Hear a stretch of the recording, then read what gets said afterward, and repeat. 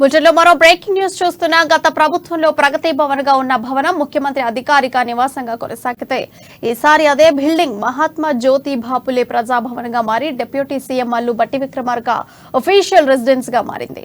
ఈ భవనాన్ని deputy CM నివాసం కోసం అప్పగిస్తున్నట్లు చీఫ్ సెక్రటరీ పేర్కొన్నారు. వెంటనే ఈ భవనాన్ని ఆయన ప్రైవేటు సెక్రటరీకి అప్పగించాల్సిందిగా ప్రధాన కార్యదర్శి శాంతి కుమారి ఉత్తర్వులు జారీ చేశారు. ఇక నుంచి డిప్యూటీ సీఎం అధికారిక నివాసంగా ప్రజాభవన్ కొనసాగనుంది. ముఖ్యమంత్రి రేవంత్ రెడ్డి అధికారిక నివాసంపై ప్రభుత్వం నుంచి ఇంకా క్లారిటీ రాకపోయినప్పటికీ జూబ్లీ హిల్స్ లోని మర్రి చెన్నారెడ్డి మానవ వనరుల అభివృద్ధి కేంద్రంలోని ఒక బ్లాక్ ను కేటాయించే అవకాశం ఉంది.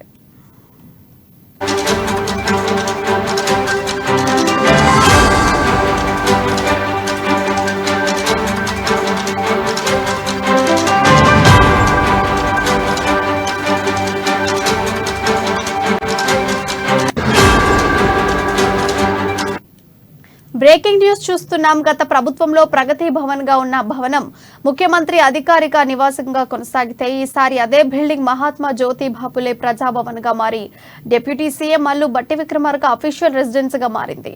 ఈ భవనాన్ని డిప్యూటీ సీఎం నివాసం కోసం అప్పగిస్తున్నట్లు చీఫ్ సెక్రటరీ పేర్కొన్నారు. వెంటనే ఈ భవనాన్ని ఆయన ప్రైవేటు సెక్రటరీకి అప్పగించాల్సిందిగా ప్రధాన కార్యదర్శి శాంతి కుమారి ఉత్తర్వులు జారీ చేశారు. ఇక నుంచి డిప్యూటీ సీఎం అధికారిక నివాసంగా ప్రజాభవన్ కొనసాగుతుంది.